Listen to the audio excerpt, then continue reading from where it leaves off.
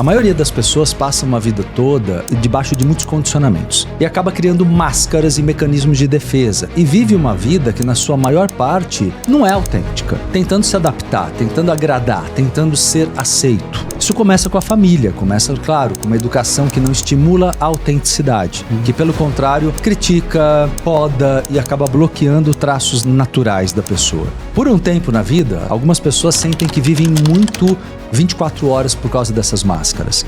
Então é no ambiente de trabalho, é desgastante, a pessoa não está fazendo aquilo que ama, mas sabe que precisa, julga que não mereça algo melhor. Na vida amorosa, tem medo da solidão e aí também se mascara para não perder uma relação porque o medo da solidão é maior. Então a gente começa a ver que essas pessoas, elas vão entrando em crise, elas vão entrando em depressão, elas vão entrando em sentimento de muito medo da mudança, muito medo de perder. E tudo isso, chega uma hora que a pessoa entra em colapso. Aí vem depressão, síndrome do pânico, doenças emocionais psicológicas, transtorno da ansiedade elevado. E em alguns casos aí, ou vários casos, até as doenças chegam no corpo físico, vão se tornando físicas. Então a pessoa começa a ter, aí cada um o seu processo, né? Mas desde, às vezes, uma alergia crônica, uma enxaqueca crônica, até processos mais graves, câncer, alguma coisa assim, porque a pessoa está contra a própria natureza. E aí ela percebe, num dado momento, que ela precisa passar por uma grande reforma, chama-se metanoia. Metanoia é a grande reforma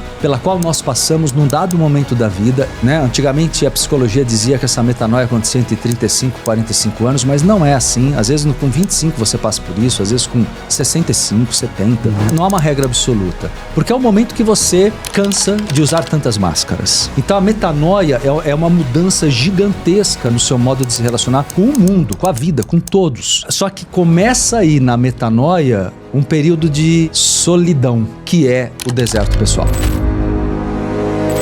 Fala galera, beleza? Sejam bem-vindos a mais um episódio do nosso querido Lean Podcast. Hoje aqui estamos recebendo novamente Marcelo Cotrim conosco. Muito obrigado pela presença, viu, Marcelo? Imagina, eu agradeço o convite, a oportunidade, né? Espalhar bons insights no mundo sempre é bom. Ainda mais com vocês aí que eu vi numa fase ainda mais inicial, digamos assim, crescendo muito. Parabéns.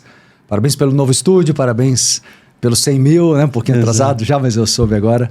E parabéns aí pelo sucesso e muito bacana que vocês tenham essa porta aberta para iluminar, né, um pouco mais aí a mente, o coração das pessoas. Muito bom, Marcelo. Gratidão. Você quer só se apresentar para o pessoal que ainda não te conhece, se é que existem essas pessoas, né? Sempre tem, né? Sempre tem. Eu sou Marcelo Cotrim, sou palestrante, terapeuta, metafísico, espiritualista, atuo há mais de 35 anos como professor em todas essas áreas. Sou autodidata, né, desde moleque, e tenho um espaço, uma escola de cursos livres sobre evolução, chamado Espaço Entre Vidas. Tenho o meu canal no YouTube, Marcelo Cotrim, estou aí nas redes, né? Hoje em dia, como não, né? Estamos aí nas redes sociais e sempre fazendo um trabalho a favor da evolução, da cura emocional, de uma tomada de consciência de que a vida ela tem que ser significativa, ela tem que ter uma espiritualidade mais profunda, mas também ao mesmo tempo engajada com o cotidiano, com a prosperidade, com o sucesso, ou seja, procuro contribuir com a autorrealização das pessoas, né? Perfeito, bom, maravilha. Perfeito, e você falou de evolução, né?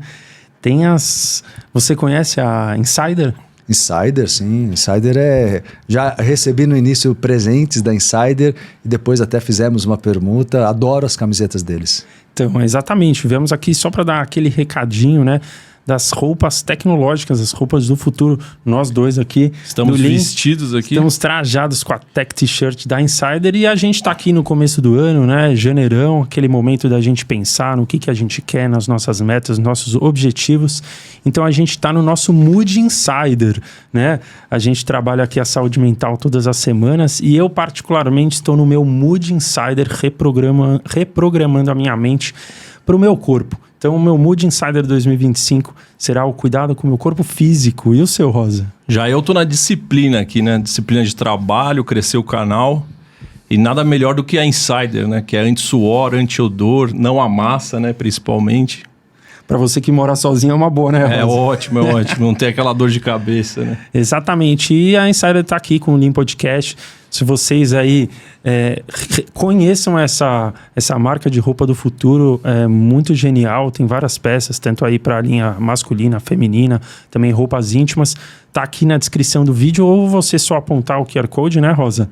Exato, aponta a câmera do celular para a tela que você já cai na Insider. Exatamente, com o código Lean Podcast vocês ajudam aqui o canal a crescer e também aí a adquirir os itens, né, da marca com descontos cumulativos. Maravilha. E continuem no presente aqui, né? Com o Lean Podcast, Life is Now, mas sempre aí atentos à marca de roupa do futuro. É Boa. isso aí. Vou acrescentar uma coisa. Você sabe que eu fui viajar final do ano agora com a minha mulher e... Cara, é muito bom levar Insider na mala. Porque é prático, né? Numa massa, é muito confortável. Ocupa pouco espaço. Então eu falo de coração mesmo. É uma marca que a gente curtiu muito. Eu particularmente curti muito. Você não tem que passar roupa na viagem, né? Você não toma tempo com isso. Show de bola. Às vezes dá até para usar mais de uma vez, né? Exato. É muito útil mesmo. Quando você não quer levar muitas peças, não quer encher, não quer levar mala grande, a gente só levou mala pequena. Então é bacana, ocupa pouco espaço. Genial. Fiquem com essa dica aí do Marcelo e acompanhem. Agora acompanhar a nossa live, né? Hoje a gente vai falar sobre um tema muito, muito incrível que a gente já começou a falar lá no episódio 88, que recebemos aqui o Marcelo em julho do ano passado. E foi uma live incrível. Foi um sucesso, será né? um sucesso hoje também aqui, que é o seguinte assunto, Marcelo. Você tem uns conteúdos muito legais com relação a deserto pessoal, né? E depois várias fases que abordam, né? Bem denso. Então, se você pudesse dar uma aula pra gente hoje, né? Pra gente começar essa live incrível, o que seria o deserto pessoal? Pois é, Ricardo, é um assunto fascinante porque ele tem tudo a ver com essa grande reforma que as pessoas que buscam espiritualidade, que buscam autoconhecimento, elas estão pressentindo que uma mudança grande está acontecendo na vida delas. Eu vou contextualizar antes de falar exatamente o que é o deserto para chegar nele, tá? Perfeito. A maioria das pessoas passa uma vida toda debaixo de muitos condicionamentos. E acaba criando máscaras e mecanismos de defesa. E vive uma vida que, na sua maior parte, não é autêntica. Tentando se adaptar, tentando agradar, tentando ser aceito. Isso começa com a família, começa, claro, com uma educação que não estimula a autenticidade. Que, pelo contrário, critica, poda e acaba bloqueando traços naturais da pessoa.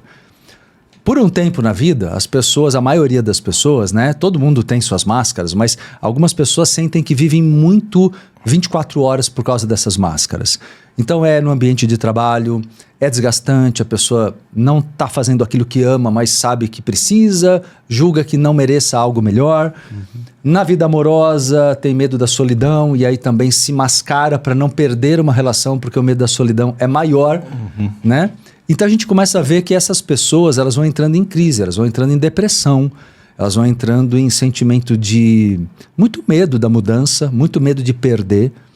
E tudo isso chega uma hora que a pessoa entra em colapso. Aí vem depressão, síndrome do pânico, doenças emocionais psicológicas, transtorno da ansiedade elevado. E em alguns casos ou vários casos, até as doenças chegam no corpo físico, vão se tornando físicas. Então a pessoa começa a ter, aí cada um o seu processo, né? Mas desde, às vezes, uma alergia crônica, uma enxaqueca crônica, até processos mais graves, um câncer, alguma coisa assim, porque a pessoa está contra a própria natureza. E aí ela percebe, num dado momento, que ela precisa passar por uma grande reforma. Tem um nome essa reforma, a maioria não conhece o nome, mas eu vou denominar aqui, chama-se metanoia. Metanoia é a grande reforma pela qual nós passamos num dado momento da vida. Isso, a idade varia, né? Antigamente a psicologia dizia que essa metanoia acontecia entre 35 e 45 anos, mas não é assim. Às vezes com 25 você passa por isso, às vezes com 65, 70. Não há uma regra absoluta. Porque é o momento que você cansa de usar tantas máscaras. Então a metanoia é uma mudança gigantesca no seu modo de se relacionar com o mundo, com a vida, com todos. Só que começa aí na metanoia um período de solidão, que é o deserto pessoal. Então, o deserto pessoal, ele é intuitivamente, às vezes naturalmente, a pessoa se deixa encaminhar para ele sem saber e com muita dor emocional. Não é uma coisa confortável. Pode ser mais ameno, aí daqui a pouco a gente fala sobre isso, com o auxílio da espiritualidade, com o auxílio do autoconhecimento.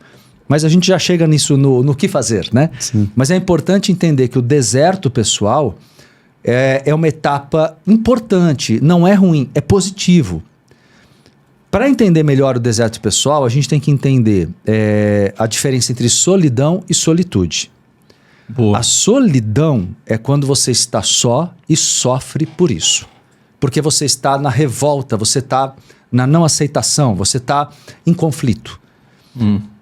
Enquanto você estiver em solidão, de uma certa maneira você vai patinar, você vai... a dor emocional e vários problemas na vida, doença física, falta de dinheiro, conflito familiar, tudo vai acontecer porque você não aceita a mudança. Está dividido. Um lado seu quer, mas um lado tem medo. E esse lado com medo, na solidão, é maior. Tá em dúvida, né? Exato. Tá em dúvida. E se tá em dúvida, tá dividido, né? Você lembra disso? Muito bom. Se a pessoa tá em dúvida, ela tá dividida, energia dividida. Então, é como querer caminhar um pé para um lado, outro para o outro, e você vai cair. Sim, muito bom. Na solitude, aí sim, você está só, mas você está só começando a entender que é necessário você se reformular. E é necessário você passar pelas etapas da noite escura da alma. Ela mesma. É aí que você queria chegar, né? Tem as fases, né? Da noite escura da alma. Tem Se as você puder fases. definir elas. Claro, claro. Então, o deserto pessoal, ele abrange todo esse processo. E eu já vou explicar o que vem dentro dele, que é a noite escura. Mas o deserto pessoal é uma etapa que você precisa ultrapassar, literalmente para chegar na outra margem, que é fértil. A ideia simbólica do deserto, né, que remete Jesus Cristo no deserto, 40 dias, antes de iniciar sua missão pública, remete muito a símbolos que a gente vê, né, até mesmo Moisés, né, transitando ali para conduzir o povo para Canaã, que era a terra prometida. Então, essa ideia do deserto, ela é muito simbólica em várias filosofias do passado, porque ela representa, na verdade, a necessidade de você se reconhecer, de você promover a morte mística. É tanto assunto dentro desse Não, que... sensacional. Incrível, né, Rosa? Eu acho muito interessante e ajuda muita gente, que vai se identificar muito com isso. Porque até te perguntar, todos nós, tem a ver com o que você está falando, todos nós precisaremos passar por isso para se autoevoluir? Com certeza, Tá. Com certeza. O que diferencia é que você pode passar por isso de maneira com mais conhecimento, com maior autoconhecimento e, portanto, com menor sofrimento, ou com sofrimento maior porque você está em negação. Porque você está em conflito, você está em negação. E é por isso que um trabalho como o que eu desenvolvo, ele é tão importante para as pessoas conseguirem entender que esse período vai fazer bem para elas se ela soubesse conduzir. Mas que tenha clareza. É fácil, não é? Exatamente. Né? Mas é possível superar e vale a pena. Então né? tá depois da margem do rio. Então, exatamente. Pensa que você tem um deserto e... aliás, uma pergunta muito recorrente é assim: Marcelo, quanto tempo demora esse deserto? Gente, não dá para dizer. Uma pessoa pode transitar por ele, vamos dizer que um período bem ok seria 1 ano. Mas é comum pessoas levarem 10 anos às vezes, porque elas estão em conflito. Porque não buscam ajuda, não buscam conhecimento. É igual fazer faculdade, né? Você pode fazer ali nos 4 anos naturais ou você pode ficar anos a mais. Né? Perfeito, perfeito. É muito bom, Rosa. É isso mesmo. Então, exatamente, Maurício, se você não tiver foco, entrega, se você não tiver disposição para superar suas dificuldades internas, você vai arrastar aquilo muitos anos e maior sofrimento. Mas podem ter vários desertos? Eu posso ter vários desertos ao longo da minha vida? Pode ter vários desertos. Eu resolvo mas lá fico num tempo de solitude, de gratidão e de repente, pum, vem outro. Você pode ter vários desertos, só que assim, depende do grau de lucidez do teu primeiro deserto para saber se o segundo vai ser mais tranquilo ou ainda muito sofrido, entendeu? Entendi. Se a tua lucidez é baixa, na primeira mudança, na primeira metanoia, ela não é completa. E se ela não é completa, você vai acabar atraindo karmicamente, aí vem a lei da atração, vem o karma repetitivo, você atrai repetição kármica.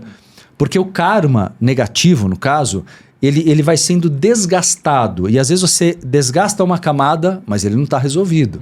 E ele pode voltar numa segunda etapa da vida anos depois.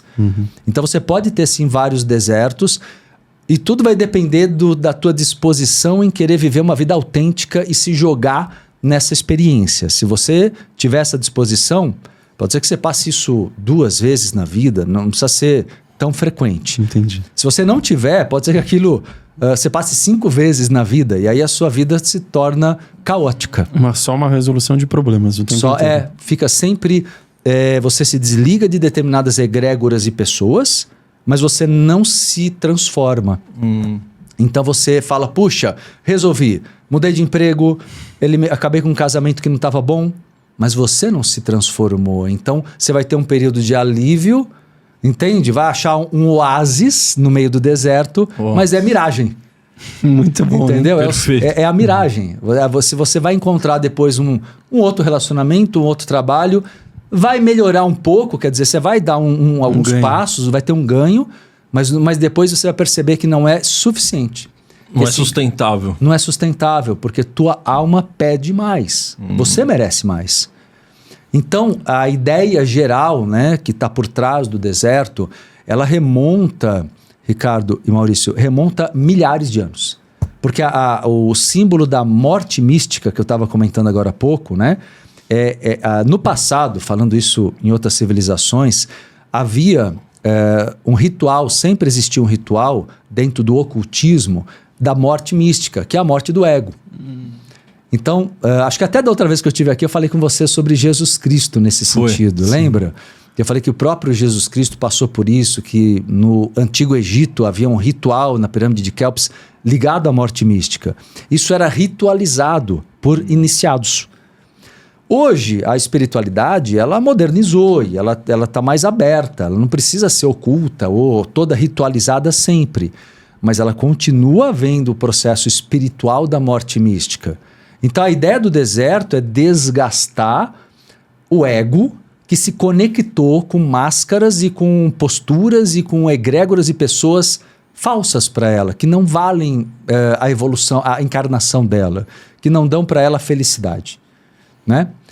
E aí, entrando na noite escura, né? Já colocando. Mas, qualquer coisa me interrompe aí, tá? Eu tô aqui só dando sequência aqui pra tua colocação. Mas então a gente pode dizer que Jesus Cristo passou por um deserto pessoal? Ele passou, só que no patamar de evolução dele é outra coisa. Porque o grau evolutivo dele era muito alto. Então, no caso dele, nós não diríamos que ele viveu por máscaras. Isso não. Porque ele já era um ser perfeito. Sim. O deserto dele é porque ele precisava eliminar qualquer resquício da ilusão humana, porque ele também estava encarnado como um ser humano, ele passou pela infância, ele também podia ter se iludido com a realidade humana e perdido uma parte da lucidez que ele tinha no plano astral superior, quando ele entendia ou sentia com plenitude que ele era parte do todo, digamos assim. Não que ele tenha perdido isso. Sim. Mas ele mesmo no patamar dele precisava de uma purificação daquela primeira etapa da vida humana que restringe a consciência, entende? Infância, adolescência. Ele precisava dessa limpeza psíquica e energética. Mas você acha que ele também fez isso para dar um exemplo pra gente ou não? Eu acho que sim, porque muita gente fala, né? Muitas doutrinas, né? Falam em exemplo, né? Jesus é o exemplo. Tem sentido. Porque Jesus Cristo, eu tenho até um workshop meu que eu mostro que a vida de Jesus foi uma parábola viva. A vida inteira dele. Então, cada etapa da vida dele é uma etapa da nossa evolução. Nós podemos olhar a vida dele como uma parábola. Caramba. Fora as parábolas que ele contou, né? E então, qual foi a etapa que ele passou pelo deserto, pessoal, da vida dele? Se a gente puder... Olha, eu posso colocar de 2 maneiras, assim. Boa pergunta, Maurício, porque tem 2 momentos que eu vou destacar da tua pergunta. Um momento é quando ele se prepara até os 30 anos, e aí ele vai no Rio Jordão e ali ele ele vai iniciar um processo de conexão com um ser de evolução maior ainda, que é o Cristo cósmico, e aí que ele se afasta por 40 dias no deserto para poder fazer aquela purificação que eu falei, e para se adaptar a um grau de amparo espiritual maior. E esse é o momento em que ele lida com a entrega dele mesmo, sabe? Quando ele decide, porque mesmo sendo o ser divino e tão evoluído quanto ele tem livre-arbítrio.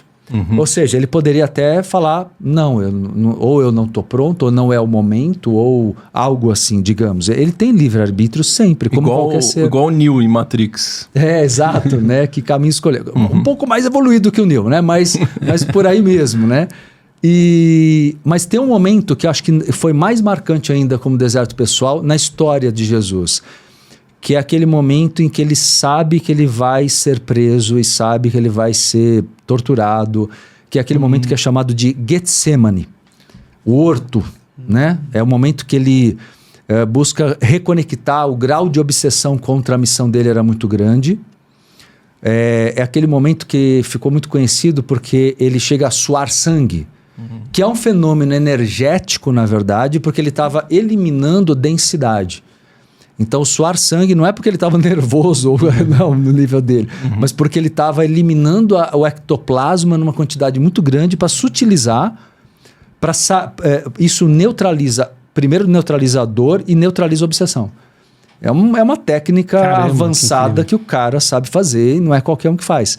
Mas o que eu quero dizer é que aquele momento foi muito complexo, porque ele, obviamente, não tinha nenhuma postura masoquista. Então ele sabia que ele ia sofrer, mas ao mesmo tempo não era isso o problema. Ele precisava manter a postura clara e ética dele. Ou seja, ele precisava ir até o fim com as colocações dele sem se vender, sem se corromper. E ele sabia que isso naquele nível de obsessão espiritual, e aí o governo daquela época, né, o rei Herodes, o rei e tudo mais, principalmente os sacerdotes do Sinédrio não iriam deixar ele seguir a missão dele, porque a missão dele desestruturaria tudo aquilo que o Sinédrio criou, que era uma estrutura corrupta na época, né? Enfim, então eu acho que aquele momento em que ele se isola no horto é um momento de deserto para ele. É um momento curto, mas é um momento de deserto pessoal que ele precisava, como se fosse um segundo deserto da vida dele, reavaliar como ele conduziria aquela última etapa da missão. E daí, nesses dois desertos, ele teve a noite escura da alma? Ele viveu, mas ele viveu num nível muito compacto. Aquilo durou horas, um dia, 2, 3. Não dá para colocar no padrão do nosso grau de evolução. Entendi. O que pode durar anos. O cara viveu aquilo em 24 horas. Mas viveu. Ele viveu, porque ele precisou reavaliar se o caminho dele era aquele mesmo, se a decisão era a melhor. Ele precisava reavaliar tudo, né? E ele precisaria superar aquela fase, né? Sem querer voltar muito pro tema de Jesus só. Mas assim, ele precisaria... que a gente gosta, né? Poxa, né? Dá para ver que a gente vai caminhando para isso, porque é muito interessante, é muito rico, né? Então, na verdade, Jesus Cristo, ele sabia que aquilo era necessário para poder evidenciar as escolhas, né? Que caminho você quer? Um caminho da verdade, da ética, não por moralismo, que ele não favoreceu moralismos, mas por você estar a favor da tua essência divina e não se vender pelo teu ego, por sem medo, máscaras. Então, na verdade, eu vejo que ele também passou, mas passou de uma forma sintética ali, né? Bem compacta o deserto dele. E a gente, como que a gente então passa por essa noite escura da alma? Tem fases, né? Tem fases. São 3 fases fundamentais. A noite escura da alma possui 3 fases fundamentais. A primeira fase é uma fase de muita contenção, de muito medo, de muito sofrimento. A primeira fase é a fase da tomada de consciência de que as pessoas que você achava que estavam do teu lado não estão tão do seu lado assim. Você começa a perceber que você não está feliz realmente, que você cedeu muito da tua verdadeira essência e personalidade. Então a primeira fase... É a caída da ficha. É isso. Cai a ficha E é a fase também, Ricardo, do medo. É o medo de abrir mão, é o medo de falar, e agora? Eu vou perder tudo. O apego. O apego está muito em jogo, né? É o medo, o apego fica enorme, mas ao mesmo tempo a pessoa sabe que não suporta mais viver uma vida hipócrita. Uma mentira. Uma grande mentira. E ao mesmo tempo ela começa a perceber que ela vinha se enganando há muito tempo. Então, pessoas que ela achava que estavam do lado dela estavam ou explorando, ou invejando. Mesmo quem ama ela, muitas vezes ama, mas também domina, controla. Um amor egoísta. Um amor egoísta, um amor manipulador. E aí ela precisa tomar decisões que não serão fáceis, porque vão acabar ocasionando no afastamento de muita gente, que é importante, ou era importante até então, né? E claro, ela vai passar um bom tempo nesse processo, e eu já vou explicar as outras fases, né? Mas ela vai passar um bom tempo nesse processo até perceber que vale a pena enfrentar tudo. Mas e até lá? 1 ano, 2, 3, 5? Ela vai se preparando internamente para tomar essa decisão. Vai. E aí que eu falei que ela adoece. É essa fase do adoecimento. É a fase que a pessoa entra num processo obsessivo espiritual. Isso é importante destacar. Então é aquela fase que a pessoa muitos pesadelos. Ela sente, sabe? Ela começa a ter muito sintoma físico, como eu falei, tendo uma doença clara ou não. Mas ela tem muitos sintomas, dores, mal-estar. Ela percebe que ela está numa energia ruim. Mas por que dá esse processo obsessivo espiritual? Porque você está tentando se libertar e você vai... tem uma frase que eu costumo dizer que explica isso. Quando você tenta caminhar para frente, para a evolução, você cria uma atração, como um elástico com o seu passado. E ele vai acabar... quanto mais você caminha para frente, mais você percebe a força que te puxa para trás. Quando você está paralisado, não há tensão. Quando você está fazendo o jogo dos outros, não há tensão. Quando você começa a caminhar para evoluir, aqueles que percebem seu distanciamento te puxam. E é isso que gera a obsessão, porque, em outras palavras, o que é o te puxar? São pessoas que começam mentalmente, consciente ou não, elas jogam uma energia e às vezes até uma obsessão que as envolva, elas acabam jogando uma energia para que você não escape do controle da egrégora. Então, na verdade, o domínio, sabe, é um jogo de poder, é uma disputa de poder. Ainda que seja em nome da família, ainda que seja em nome, sabe, dos bons costumes, qualquer coisa, sabe, de uma... o que é o correto. Por exemplo, frases que a pessoa escuta muito, até legal falar para o pessoal entender, frases que a pessoa escuta muito nesse momento você está sendo egoísta, que é uma forma de te manipular para você não ir adiante. Você está sendo egoísta, você não está pensando na sua família, você não está pensando nos seus filhos. Ou seja, é tentar causar uma culpa que faça a pessoa se anular de novo. Então ela é muito testada, digamos assim, e o que é muito interessante nesse olhar evolutivo, que é o olhar da autorresponsabilidade, é que você precisa, nesse momento, para poder não entrar nesse jogo, que eu acho que é o que todo mundo se pergunta, você precisa colocar a seguinte pergunta para si mesmo. Onde eu errei no passado? Onde eu permiti que isso acontecesse? Onde eu deixei que as pessoas tomassem conta da minha vida? Por que eu fiquei na mira dessa pessoa por tanto tempo? Isso é autorresponsabilidade. É isso que é determinante para você dizer assim, cara, eu agi daquela maneira porque eu tinha medo, eu sentia medo, mas eu aceito a mudança. Eu preciso agir dessa maneira para começar a sair da primeira fase. Então, a primeira fase chama-se conticínio, que é o momento que a pessoa está toda presa, ela está toda amargurada, ela está toda em sofrimento ainda. Você acha que talvez a pessoa não consegue sair porque ela sente vergonha de ter sentido medo? Muito boa colocação. Eu acho que tem todo sentido. Tem a vergonha de ter sentido muito medo, de se ver como uma pessoa fraca. Exato. Né? Fui frágil, deixei o cara pisar em mim. Como? Também conta muito. Você eu acho que admitir isso, né? Admitir para si mesmo, né? Exato. Olhar no espelho e falar. Eu acho que tem o medo de perder as relações. e o medo da solidão, que é um medo intrínseco do ser humano, né? O medo de ser apartado, de ser marginalizado, de ser esquecido. É o medo pelo qual as pessoas mais são manipuladas. Então, assim, isso pega bastante. Você vai ficar sozinho, né? Exato. Vamos lembrar que não tem tanto tempo na história, ainda existe isso em muitas regiões do planeta, em que as pessoas eram realmente deserdadas, excomungadas, elas eram colocadas para fora das suas cidades se elas não seguissem o padrão moral daquela família, daquela igreja, daquela religião. Então, na verdade, isso ainda está muito presente no inconsciente coletivo. O herege, né? O herege, porque foi contra o padrão moral da religião, entende? Então, na verdade, existe muita manipulação, ainda que hoje em dia seja um pouco mais indireta, ela existe. E existe na própria educação dos pais com filhos pequenos. Ali já não todas as famílias, mas acho que a maioria. Está muito presente ainda aquela ameaça indireta que no fundo sabe, se você não fizer o que eu acho certo, você não vai ter o meu carinho, você não vai ter o meu amor, você não vai ter o meu apoio.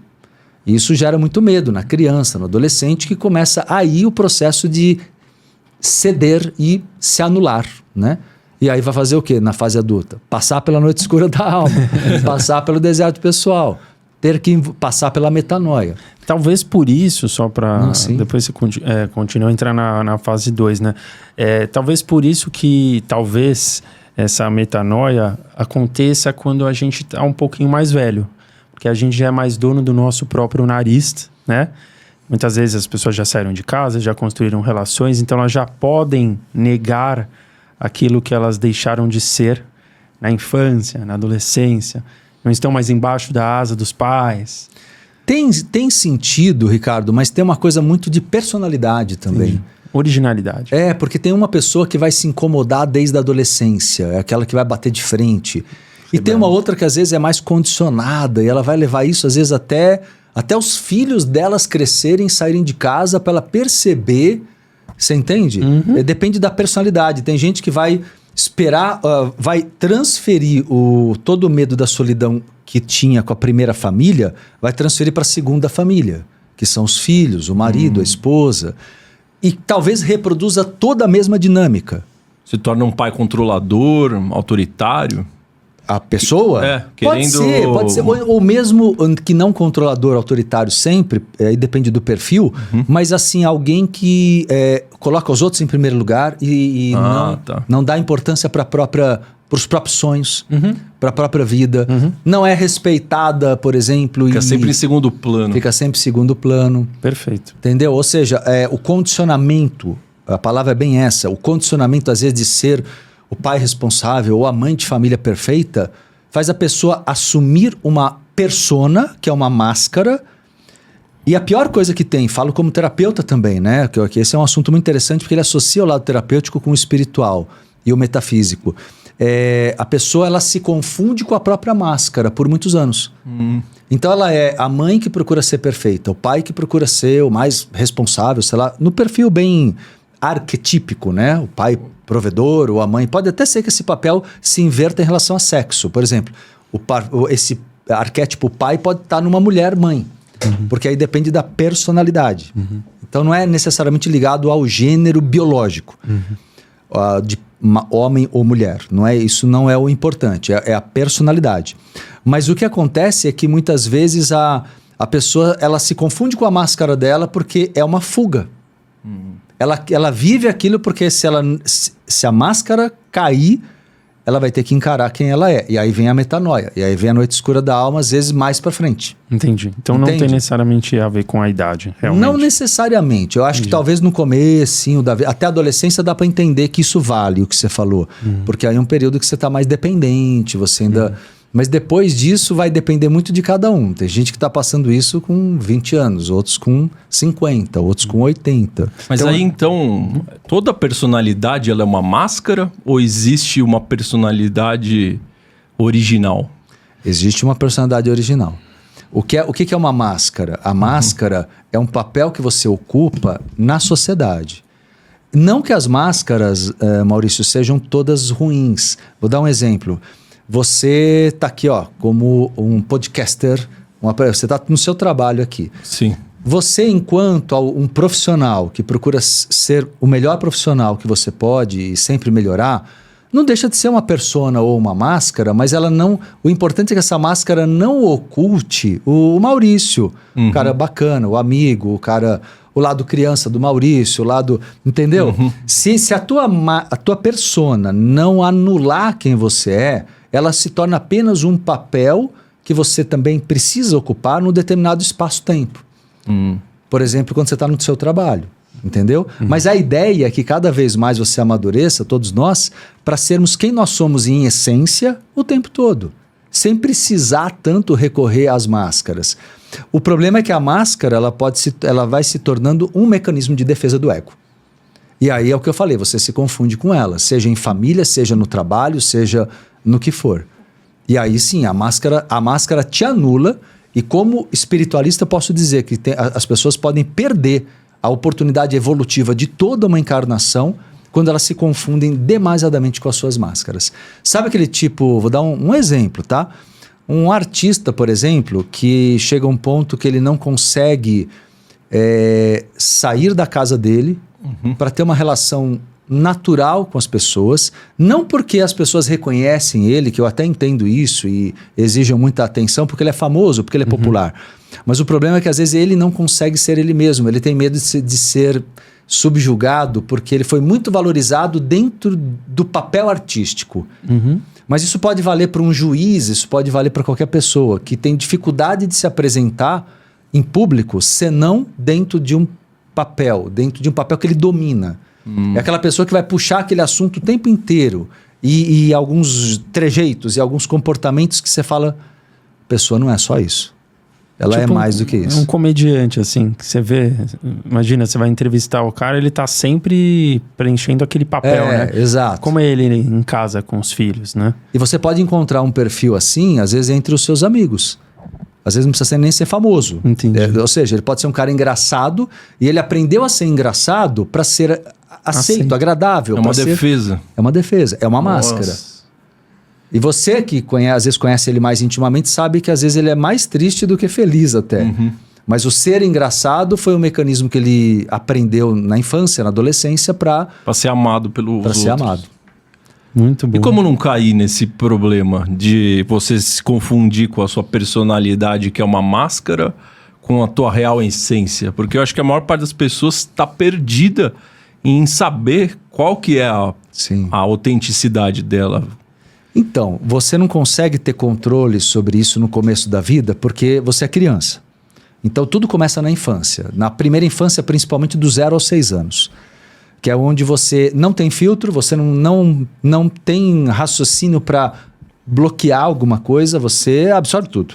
Então, a primeira infância é determinante na personalidade. É onde você ou é estimulado a ser você mesmo ou é bloqueado. Se você é bloqueado, você tende a imitar o pai, a mãe ou quem fez esse papel, os seus principais cuidadores, para que eles possam te mostrar o que eles acham que é o certo para o seu comportamento. Agora, quando você vai tomando consciência, né, que aí é esse momento que você decide, como você perguntou, aí nesse momento, sim, você precisa se amar de novo ou talvez pela primeira vez. Você precisa ter duas coisas fundamentais, auto-amor e auto-valor, que são coisas diferentes. Qual a diferença deles? Qual a diferença? Auto-amor, isso é bem legal. O auto-amor é uma autoaceitação absoluta. Não interessa quem eu sou, o que eu fiz ou desfiz, ou de errado ou de certo. Auto-amor é um auto-abraço absoluto. Certo. É assim, você tá do teu lado, não interessa se você fez coisas erradas, porque todo mundo faz e você tá aqui para aprender. Então, no auto-amor é muito legal, porque no auto-amor não existe culpa. Não existe mesmo. Você se perdoa 100%. Caramba. Porque não existe, aliás, é o caminho da libertação e da felicidade, é o auto-amor, sempre. E o auto-valor, ele é importante para você ir observando características que permitam trocas no mundo, profissionais, sociais. Então, é o teu jeito, são qualidades, são dons, são talentos, são habilidades, são coisas que vão te dar um espaço na sociedade. Mas esse espaço também não é absoluto. Porque o teu alto valor muda. Hoje o que você tem de autopercepção do teu valor não é a mesma coisa que você vai ter daqui 1 ano, se você é um cara... 6 meses, se você é um cara dedicado a crescer, estudar, evoluir. Então, o teu auto-amor, ele não tem a ver com o tempo, nem com conhecimento. Ele tem a ver com auto-apoio absoluto, auto-priorização absoluta. Já o alto valor tem a ver com autoanálise, com você se conhecer, com você evoluir, entender que você tem potenciais infinitos. Ou seja, não achar que você... Não ficar valorizando só uma coisa, senão você cai na máscara. É você entender que você pode aprender coisas novas, que você é um aprendiz eterno. Você é um eterno aprendiz. Então é muito interessante. Se você tiver essas duas coisas, você tem as duas ferramentas fundamentais, até me adiantando um pouco, para superar o deserto pessoal. Para superar, eu ainda vou falar das outras fases, Óbvio, né? Sim. Mas assim, para superar o deserto pessoal, esses 2 pontos são fundamentais. Mas acho que uma grande dificuldade das pessoas de conseguir reconhecer o auto-amor delas e realmente exercer ele é o medo de ela ser egoísta, de ela achar que ela está sendo egoísta. Pô, eu tô me colocando em primeiro lugar. Como não cair nisso? Fácil de entender, né? De aplicar nem tanto, né? Mas eu vou explicar. Ótima questão também, porque quando você... Qual a diferença? Vou resumir a tua colocação numa pergunta que eu escuto bastante. Qual a diferença entre auto-amor ou egoísmo? Né? O egoísmo é a doença do ego.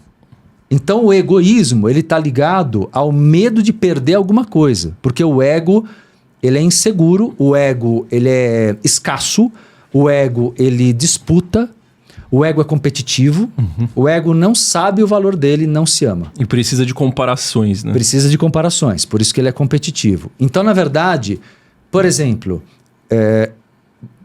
vou dar um exemplo do egoísmo primeiro e já vou para o auto-amor de novo para comparar. No egoísmo, se você é uma pessoa que ajuda os outros, mas porque tem uma preocupação com a tua imagem, isso é egoísmo. Você não está ajudando Você não está ajudando com essência, com alma, você está ajudando com ego. Se você, então, olhar para você, ou olhar para os outros, fazer por você ou fazer para os outros, não diz se uma pessoa é egoísta ou não. É isso que tem que ser desprogramado. Quem traz essa ideia de que o egoísmo é pensar em si, é se priorizar, é a religião. A religião que plantou essa ideia de que se você olha para você, você tem que se anular. Então a visão... Tem que olhar para o próximo, né? Para o todo, para o coletivo. Para o coletivo, mas... e não tem problema também a gente ter um olhar para o coletivo na espiritualidade e tal. Só que tem problema quando você se desrespeita e não se ama. Porque aí você se torna um servo, um escravo do social, do coletivo, da mentalidade religiosa. Então a religião, né, plantou essa ideia e faz as pessoas sentirem muita culpa de pensarem nelas mesmas. Aliás, um bom momento para lembrar que a religião tem um grande papel no sofrimento das pessoas no deserto pessoal. Porque elas fazem perdurar esse momento? Porque elas fazem gerar culpa e fazer você voltar atrás para continuar anulado. A ideia da religião, de modo geral, é que você não seja individual, que você não tenha uma individualidade clara, que você não tenha livre-arbítrio, entende? As religiões, de modo geral, não respeitam o livre-arbítrio das pessoas. Por quê? Porque o livre-arbítrio permitiria questionar dogma, e não pode na religião. O livre-arbítrio permitiria você experimentar outras experiências que aquela moral não permite. Então, o livre-arbítrio não é uma coisa que combina com as religiões, de modo geral.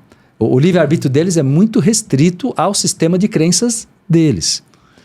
Então, para a pessoa que está em evolução ampla, que quer abrir a consciência, dar um salto quântico mesmo, ela precisa quebrar os condicionamentos religiosos também, senão ela não vai conseguir superar o deserto de uma forma mais plena. Pode até conseguir, como eu falei, desgastar algumas camadas. Mas vai demorar mais. Mas vai demorar mais, ou ela vai, depois de um tempo, perceber que ela entrou em repetições kármicas, não é? Porque ela está realmente presa inconscientemente a condicionamentos muito potentes da história dela. Então, na verdade, aí comparando para fechar aquela questão, o auto-amor é uma auto-prioridade, mas é uma auto-prioridade justa. Você tá olhando pro... Se tudo, a vida que você tem, você é o epicentro de um universo próprio. Se essa vida existe, é porque você existe. Você é o sol, né? Você é o centro. Tanto que a criança, o bebê, né? Ele tem uma fase no desenvolvimento psíquico, com 2, 3 anos, por aí, que ela é egocêntrica. Só que a palavra egocêntrica geralmente é usada pejorativamente, sendo que o egocentrismo é necessário para essa criança se perceber. Então, na verdade, o que precisaria entender é que o adulto pode entender que ele é o centro, mas isso, não que ele é o único que existe, não é isso, mas que ele é o centro da própria realidade. E é. Cada um de nós somos o centro da nossa história, da nossa realidade, do que construímos de bom ou de ruim, do que atraímos na lei da atração. Então, assim, ter essa consciência do poder, do valor e nos amarmos é fundamental até para que você não viva disputando, competindo, como a gente falou. Porque se eu sei que eu sou merecedor de plenitude, abundância, por que eu vou disputar com os outros? Eu sei que eu consigo muito, muito mais de tudo. Isso é muito lei da atração, cara. Muito lei da atração. Muito. Esse é o pilar inicial para você realmente acreditar que você merece chegar lá. Exato. A partir do momento que você acredita que você merece chegar lá, você já chegou lá. Mas Exato. não agora, no futuro. Exato. Para você de fato chegar lá, viva o presente, executando para você conseguir atingir. Certo? Exatamente. Vamos para a fase 2? Vamos. A gente vamos deu lá. uma volta aqui, mas o pessoal que está assistindo a gente tá vendo que a gente não saiu, né, do nosso assunto principal. Então a primeira fase aí da noite escura seria aí o tapa na cara, o cair a ficha, né? É verdade. O medo de desapegar, a autorresponsabilidade. Passado esse momento, né? As fases elas são seguidas, né? São. Você tem que passar para a próxima fase. Tem que passar. Tipo videogame. Tem Exato. que passar para a próxima fase. Para aí. passar, precisa de tudo isso que a gente conversou até agora, né? Exato. E mais. E né? mais. Mas é por aí mesmo. Tudo isso aí tá dentro da primeira fase, né? E a partir do momento que você, então, consegue aceitar a mudança, a partir do momento que você começa a abrir os olhos para algo mais interno, para um valor interno, seja no campo emocional, no campo espiritual, quando você vai valorizando a tua individualidade, tua essência divina, melhor ainda, você entra na fase chamada de Medianox, ou meia-noite. Meia-noite é um símbolo muito importante, a meia-noite. Tanto que tem algumas parábolas de Jesus, né? Voltando ao nosso, admirável mestre. Não né? dá para esquecer Não, ele, né? não dá. Tem algumas parábolas dele que ele fala muito sobre a meia-noite. As 10 virgens, por exemplo, é uma parábola que ele fala: meia-noite o noivo chegou, era um casamento. E qual é o símbolo oculto da meia-noite? A meia-noite é o início de um novo dia. Então, meia-noite é mudança de ciclo. Então, o Medianox, ou a meia-noite, é uma referência à virada de ciclo kármico. É a hora que você realmente consegue falar: eu vou mudar, acabou. Eu vou sair dessa imaturidade, eu vou sair dessa revolta. A palavra mais certa é revolta. A pessoa na primeira etapa, ela está sofrendo, mas ela está em revolta. Ela sai da negação. Sai da negação, pelo menos em grande parte, não é 100%. Mas a meia-noite é o momento que a pessoa começa a ter um fôlego, um alívio. É o momento que a pessoa começa a buscar a espiritualidade do jeito dela, tá? Mas ela procura a meditação, ela procura a oração, ela procura Várias fontes. várias formas. Um podcast, né? Que é uma baita meditação, um bom podcast como esse. Os workshops do Cotrim. Os workshops do Cotrim. Então, na verdade, assim, ela busca um caminho de falar: eu quero me conhecer melhor e quero ouvir coisas que eu nunca ouvi. Eu quero entender, ultrapassar uma margem que eu nunca ultrapassei lá do show de Truman, né? Sim. Passar daquele limite que você foi condicionado, ver que o mundo é maior e você estava preso. Então, na verdade, a meia-noite é o momento que a sua vida não é que ela mudou. Totalmente não. Algumas coisas, mas é mais um momento de tomada de consciência. Você permitiu mudar. Você permitiu, e aí tem uma coisa muito bonita nessa fase, Ricardo, que é o fato de você receber muito amparo. O amparo não consegue ajudar uma pessoa que não se ajuda. O amparo não tem, é questão de ética. O que é o amparo? O amparo são os mentores, os guias espirituais. As pessoas perguntam muito assim, por que o amparo não interveio? Por que ele não veio e mudou? Porque eles não são obsessores, eles são mentores, e mentores respeitam o livre-arbítrio. Se você escolheu a revolta, desgaste isso que você quer. Viva a bolha que você quer. Então o amparo, né, que é uma palavra para falar, na verdade, das energias elevadas, mas principalmente das entidades de luz, né? Eles estão tentando ajudar, mas eles só vão ajudar de fato alguém que permite essa aproximação. E a gente só permite essa aproximação, importante dizer para todo mundo também, que não adianta falar, mentor, eu estou permitindo. Não adianta nada. Você precisa fazer isso no sentimento de mudança, porque é a tua frequência que permite, não tua cabeça, não é racional. Não é o pensamento, é a emoção. É, exato. Porque se o pensamento está contrário à emoção e contrário à frequência, o que o amparo vai conseguir fazer? Nada. Né? Tem que sentir, exatamente, Bruno, tem que sentir. É o almejar que você tanto fala. É o almejar, né? Que você lembra, né? Eu falo sempre que eu adoro essa palavra, que o querer é da razão, mas o almejar é da alma. Entendeu? Então, quando você almeja o coração, tanto que a gente sabe que até cientificamente, o coração ele emite 5.000 vezes mais eletromagnetismo que o cérebro. Até fisicamente como órgão. O chakra cardíaco é muito mais poderoso do que o próprio chakras. Claro, uma pessoa mais desenvolvida tem mais energia na pineal e tudo mais. Mas o poder do sentimento é muito grande. E realmente, se a pessoa ela permitir, falar, olha, eu quero o novo, eu vou me jogar, eu abro mão do passado, eu abro mão de tudo que me acomodava, por mais que, sabe, todas as muletas psicológicas, eu abro mão de todas elas.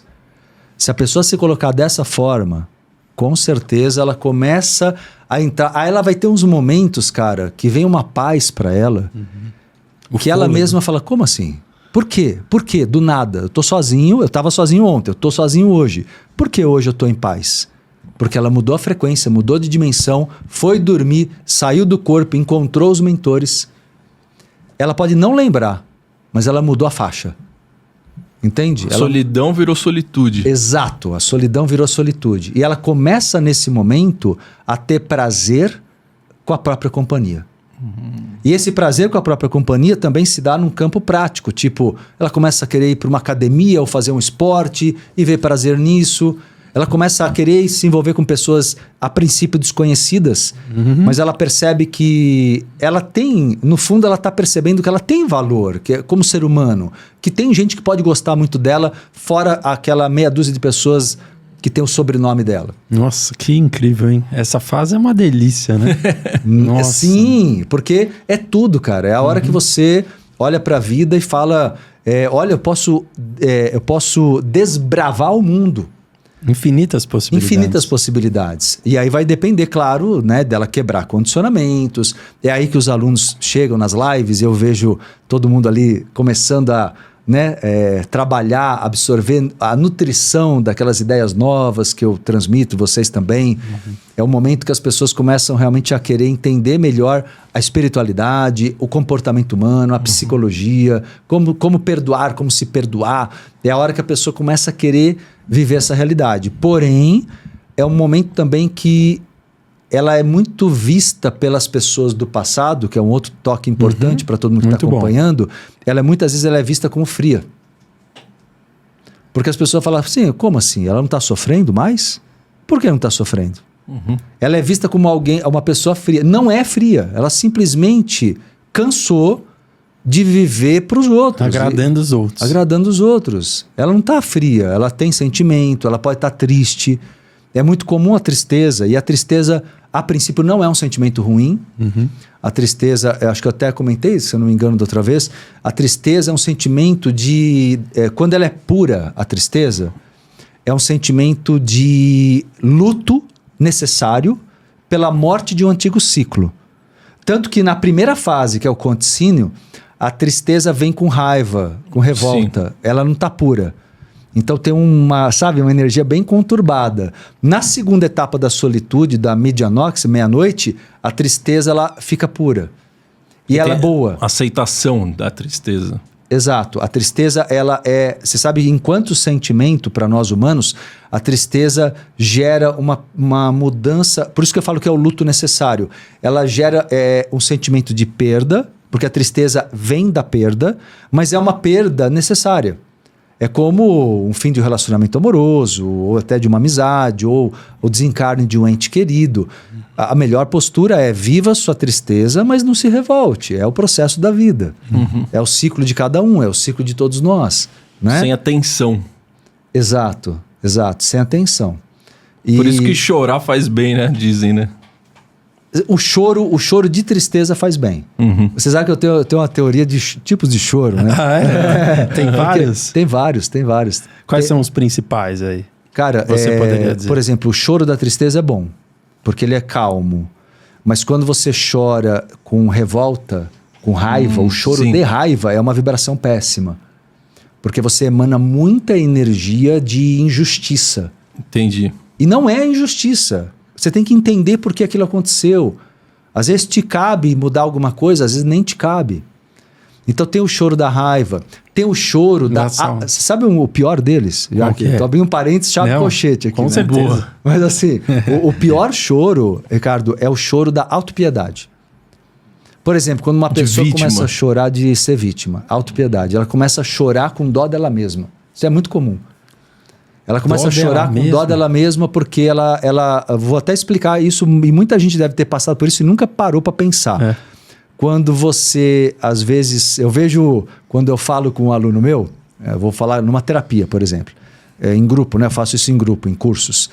Aí eu falo com um aluno meu sobre algo que ele ou ela percebem que poderiam ter mudado, fazer diferente, ter uma outra atitude em alguma coisa, né? Genericamente falando. E a pessoa começa a chorar. Aí eu fico percebendo, é um choro de uma tristeza que limpa ou é um choro de pena dela mesma porque coitadinha passou por tudo isso? Se ela entrar no choro de autopiedade, ela se complica.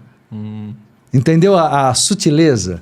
O choro de autopiedade é como se ela dissesse assim, coitada de mim, por que isso aconteceu comigo? Ou seja, não se responsabilizou. Por isso que o choro, né, eu destaquei o detalhe, porque o tipo de choro determina o grau de maturidade de uma pessoa. Mas não pode ser esse de autopiedade ser um arrependimento dela ter passado por uma situação que ela poderia ter estado melhor, como se fosse na primeira fase, entendeu? Não. Não é isso. O que você está falando é a tristeza. Entendi. Porque assim, se você se arrepende, o que quer dizer a palavra? Eu vou muito nas raízes das palavras do meu trabalho. Arrependimento é uma quebra. Então, quebra do quê? De uma ilusão, de um erro. Se eu me arrependi, eu estou quebrando uma ilusão que eu tinha sobre uma atitude minha. Puxa, estava errado e eu não percebi. Fiquei triste. Estou chorando de tristeza. Eu estou limpando o meu coração daquele antigo eu que alimentou ilusões. É uma libertação daí. É uma libertação. Agora, o choro de autopiedade, ele não tem o arrependimento, ele faz você mergulhar na ilusão de novo, de modo redundante, porque ele faz você entrar no sentimento do tipo, puxa, por que ninguém me salvou? Por que eu passei por isso, ó meu Deus? Entendeu a diferença? Tem a vítima, então. Tem o lado vítima na autopiedade, entende? É infantil. Total. É infantil. É meio mimado, assim. Exato, mimado. E aí eu já vi, tem pessoas que são crônicas nisso. Qualquer coisa ela choro chora. de criança, quando não consegue o que quer, né? Exato. Não é nem não conseguir, é o fato de se sentir maltratada e esperar uma salvação. É como aquela criança, é de criança, você tem razão, mas é como aquela criança que espera que o pai perdoe, que a mãe perdoe. Quer dizer, ela está impotente. É um choro de impotência. Entende? Tem o choro de mágoa. O choro de mágoa O choro de mágoa é péssimo. Porque o choro de mágoa é parecido com a raiva. Ele coloca... o que é a mágoa? A mágoa é quando você nutre a ideia de que... Você tem uma expectativa de que o outro deveria ser quem você quer que ele seja. Você está frustrado. Você está frustrado porque o outro não é quem você idealizou. Então, no choro de mágoa... E olha que o que eu estou explicando é que cada choro emana muita energia e gera na lei da atração repetições kármicas. Caramba. Então O não é uma coisa coração tão... tá disparando aquele sentimento Exato. pro universo. Não é uma coisa tão secundária. É uma coisa que mostra um grande poder energético. Para gente que trabalha, eu que trabalho o tempo inteiro com lei da atração relacionada com sentimento, a gente entende que é uma explosão. O choro é uma explosão. Uma bomba atômica. Uma bomba atômica kármica. Que vai Caramba. gerar consequência kármica. Pô, então o choro de felicidade é ótimo, porque ele é uma gratidão imensa, assim. Perfeito. O choro de felicidade é uma gratidão e felicidade, que são muito parecidos, é positivíssimo. Só que tem um detalhe: sem euforia. Por quê? Porque a euforia é medo. A euforia, ela contém a ansiedade, e a ansiedade é medo. Quando você está em euforia, você tem alegria com ansiedade. Porque existe, no fundo, o medo de que algo dê errado ou que você perca aquela nova realidade. Eu já passei muito por isso. Então, a euforia engana muito. Por isso que, normalmente, quando você está eufórico, tem duas situações, Maurício, na vida, Ricardo, que geram ilusões e geram, na lei da atração, todo tipo de complicação. Quando você está em depressão ou quando você está em euforia. São dois extremos de desequilíbrio. É o bipolar, seria, né? Bipolar. É tão ruim tomar uma decisão em depressão como é ruim tomar uma decisão em euforia. Então, por isso que o verdadeiro choro, que seria de amor, que é o mais elevado de todos, ele é o choro que ele expande o sentimento de paz. Ele expande o sentimento de que tudo que eu preciso existe para mim, eu estou conectado. É um choro de aceitação das coisas que não me cabem. Ele é um choro de amor e auto-amor e amor ao outro, e amor à vida. É um amor genérico. O choro de amor, ele te coloca numa frequência elevadíssima. Mas ele é raro de ser alcançado. E o choro de mágoa, como que ele afeta a lei da atração? Ele afeta porque a mágoa te paralisa. Por exemplo, o que é a mágoa? Eu não consigo aceitar, estou aqui simulando, né? A pessoa magoada diz assim: eu não consigo aceitar que o outro fez isso comigo, ele me traiu. Exatamente. E o outro me traiu por quê? Porque eu criei uma fantasia. Então a mágoa, na verdade, o magoado é uma pessoa muito exigente. Ela não é sensível, ela é mimada. Nossa. A pessoa magoável, ela é mimada, ela é exigente. Ela não quer entender que o outro é humano, que o outro erra, que o outro é o outro, não é você. Então a mágoa, na verdade, ela é um padrão extremamente exigente, só que a diferença da mágoa e da raiva é que na raiva a pessoa ataca. E na mágoa, ela manipula, tentando causar culpa. Tanto que é muito comum a pessoa magoada, ela precisa que o outro saiba que ela está mal. Então ela externaliza isso. Ela externaliza. Conta, faz fofoca. Faz um post na rede social, no Instagram, né, uma indireta, mostra que está acabada, arrasada. Sim. Diz que está para os próximos dos dois lados que ela está ficando doente. Para ter um telefone sem fio ali. Exato. Entendi. Então a pessoa magoa... Não estou dizendo que ela não sofra, tá? Quem sente mágoa, eu sei que sofre. Mas está dentro de uma ilusão que criou, que ela mesma criou. E ela precisa entender o seguinte: para não sentir mágoa, ela precisa ter uma atitude de tudo bem ficar triste se alguma coisa acontecer. Como eu disse, a tristeza não é ruim, mas eu aceito e olho para a vida e falo, tá, qual é a atitude prática que eu vou tomar então? Eu vou conversar com a pessoa, tem algum tipo de diálogo? Não tem? Vou me afastar Eu vou seguir dela. minha vida. Eu não vou ficar exigindo do outro que seja quem eu quero que o outro seja, porque é mais confortável para minha vida. Entende? Então, essa distinção dos tipos de choro, ela é muito interessante, porque ela vai mostrando que, na verdade, existem formas imaturas, e conectar isso com a lei da atração e com a repetição kármica é muito interessante. E só para fechar esse bloco aí, que foi muito interessante, se você pudesse dizer a diferença entre gratidão e felicidade. Que você falou que são diferentes mesmo. São. A gratidão... são próximas, como eu falei, mas a felicidade, ela está ligada à liberdade do ser. Tanto que felicidade não se conquista. Se eu quero conquistar minha felicidade, você está iludido.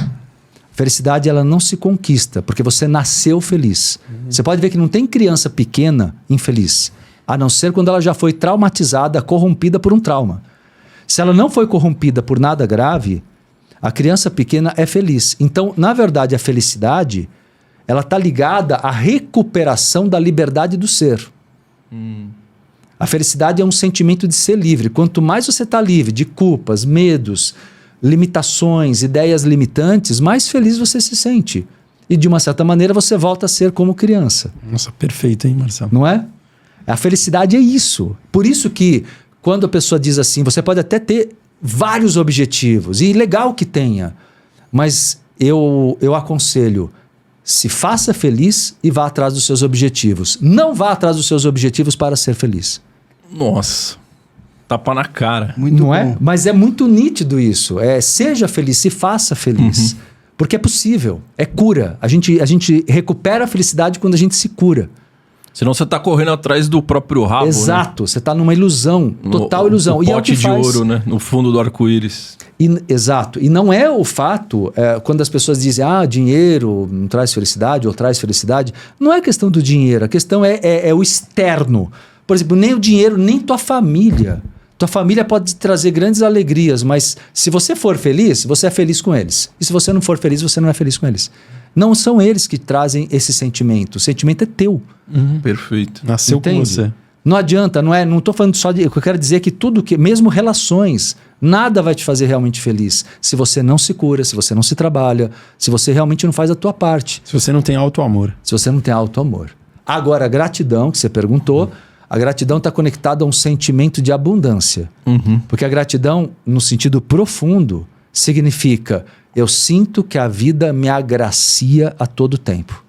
Eu sinto que a vida tem tudo o que eu preciso para viver minhas experiências evolutivas, para ser feliz, para me manter feliz. Então, assim, a gratidão no sentido profundo é uma conexão, tanto que a gente usa, antigamente se usava o termo de uma mulher grávida, como ela estando em estado de graça. Por quê? Porque ela não tinha, nenhum ser humano consegue produzir uma vida, é algo que vem do inconsciente de Deus. Nós somos parte de Deus, mas é algo maior à mente humana, claro. Só que não é só isso. Tudo na vida flui por graça, quando nós entendemos isso. E quando você está doente, com padrões limitantes de escassez, que vieram da família, que vieram da educação e tal, você está na desgraça, né? No padrão oposto. Você está no padrão da limitação e da dureza, da dificuldade, da doença, do sofrimento desnecessário. Escassez total. Muito bom, hein? Então, essa foi a segunda fase.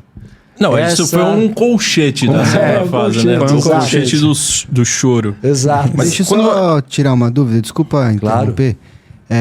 Sobre a gratidão que você estava falando, muita gente, né, que a gente vê por aí, posta coisas e fala, gratidão, gratiluz, né? Só que eu acho que tem muita gente que tem dúvida exatamente de como expressar a palavra gratidão, né? Sim.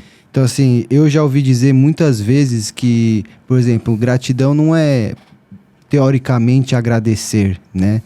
É tudo que realmente acho que você sente aquele momento e você agradece de certa forma, mas não sei se você conseguiu entender o que eu tô querendo dizer, entendeu? Com certeza, É Bruno. um agradecer, mas de forma assim, não é tudo que a gente tem que falar, gratidão, entendeu? O que eu quis dizer Sim. eu acho que muita gente tem dúvida de se expressar. Com Como que certeza. expressa a gratidão, então? E é uma quebra de paradigma religioso responder isso, viu? Porque, na verdade, o que eu vou dizer agora, mas bem ponderado como eu procuro fazer com todas as minhas colocações, vai contra todo um sistema de várias religiões. Por quê? Porque, na verdade, o ser humano aprendeu, na história humana, a agradecer um Deus externo. Né? Na verdade, isso aconteceu a partir de um certo tempo na história, tá? Porque se a gente for bem lá atrás mesmo, que é a visão do xamânica, por exemplo, não é assim. O xamã não agradece, ele se conecta, né? Ele se conecta, porque ele sabe que ele é parte do todo. Ele tá, bem a questão de Deus como totalidade. Só que as religiões que separaram o Deus do humano, criaram a ideia de que o ser humano precisa agradecer esse Deus para manter-se abençoado. Senão ele está, de uma certa maneira, sendo ingrato E aí perdendo essa proteção divina. Então eu estou tentando explicar resumidamente toda uma raiz histórica, assim, do porquê as pessoas acham que tem que agradecer. Idealmente, Bruno, agradecer não tem importância do ponto de vista espiritual. Pode parar. Porque quando você agradece, você está colocando uma moeda de troca, em parte, com um Deus superior. E, em parte, você está, na verdade, quando você agradece, falando sobre o passado. Dentro da metafísica da prosperidade, olhando por esse ângulo também, quando eu agradeço, eu nunca posso estar falando de um momento presente, sim do que já aconteceu. Então, o que eu preciso? O que é o ideal? E absolutamente é muito superior ao agradecer. É entrar numa frequência de gratidão contínua. Por exemplo, eu não preciso parar para agradecer. Eu não faço isso. Porque eu estou em estado de gratidão o tempo todo. Se eu estou em gratidão, em sentimento de gratidão, o tempo todo, porque a vida para mim é encantadora, porque a vida para mim é abundante, porque eu sinto o divino em tudo, por que eu preciso parar para agradecer? Eu não tenho uma relação distante com o divino. Eu tenho uma relação de conexão. De unidade, quase. Oi? Como se fosse uma unidade mesmo. É uma unidade, que é o que... tudo que a gente estuda, tudo que a gente vê sobre Deus num olhar mais profundo, se assemelha à ciência, à física quântica. Deus é energia, totalidade, é a essência. E eu gosto muito de lembrar nessa hora do xamanismo, que é a primeira forma mais primitiva do ser humano de conexão com uma força espiritual, e que foi estabelecido como parte, porque o ser humano se sabe. No passado era muito claro, na visão xamânica, o ser humano se sabe parte da natureza, ele também é um bicho. Então, se tudo é divino, tudo é Deus, inclusive nós. Nossa. Não é? E a visão que é muito parecida com a visão do hinduísmo, do budismo também, que também pensa dessa forma. Eu compartilho isso, porque eu vejo muito mais sentido. Nunca existiu... quando me perguntam sobre Deus, né?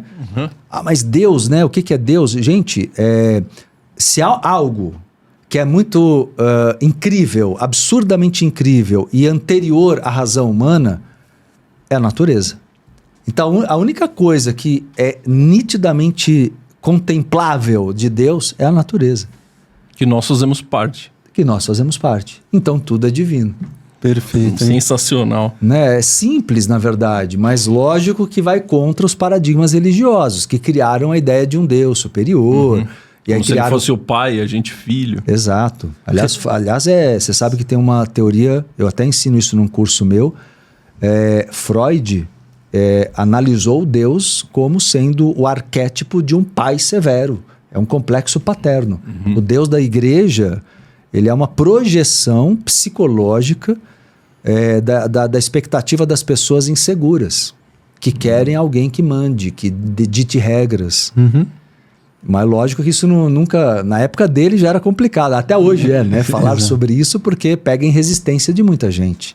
É aquele Deus que se você faz coisas boas, você vai pro paraíso. Se você faz coisas más, você vai pro inferno. Gente. E vai arder lá eternamente. Né? Não dá, né? Tá lá no umbral, né? Você pensar naquele... Tá lá no umbral, né? Aquele Deus do Velho Testamento que uma vez teve até uma matéria na revista super interessante que estudaram isso. Vários psiquiatras, psicólogos estudaram a personalidade do Deus do Velho Testamento. E aí? E aí eles viram que é um psicopata.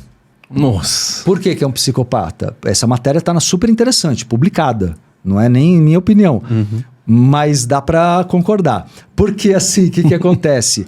É o Deus que ama, abençoa quando você obedece. E se você peca, ele joga fogo e é genocídio. Ou ele joga água, dilúvio e é genocídio. Que Deus é esse que ama e mata? Entende? Não dá para você tratar isso como um conceito saudável de Deus. Sendo que, na verdade, ele nos ama incondicionalmente todo o tempo. Ou talvez porque não exista ele, né? Porque o amor existe como conexão, entende? O amor existe. Exato, o amor divino existe. Muito bom. Mas o amor divino não é ele. O amor divino está em você, está em mim, está em qualquer pessoa, está em qualquer coisa. Por isso que todos nós somos partículas de Deus. Por isso que todos nós somos partículas de Deus, temos a genética de Deus e todo o poder da criação. Então é como se não tivesse ele. É como se todos nós fôssemos ele. Mas é exatamente isso. É exatamente isso. A totalidade. Aí eu volto a uma frase que eu uso bastante, talvez tenha até usado aqui da outra vez, mas vou repetir. O hinduísmo diz assim, de onde vem o budismo, né? Eles dizem assim, não é que exista um Deus superior, é que não há nada fora de Deus. Nossa, entendi agora. Entendeu? Ou seja, Deus existe, mas Deus é a totalidade. Você não tem um Deus superior, a não ser para quem queira seguir uma ideia criada por pessoas no passado sobre a ideia sobre um Deus, dentro de um sistema político, religioso, específico. Com outros interesses e por aí vai. Dá muito mais empoderamento, né, isso? Muito empoderamento e um sentimento, na verdade, que aproxima muito mais do amor real, porque você começa a ver que tudo é energia divina, não tem como, essa matéria. Uhum. Isso aqui, por exemplo, é a madeira. Madeira é reino vegetal. O reino vegetal é um reino divino.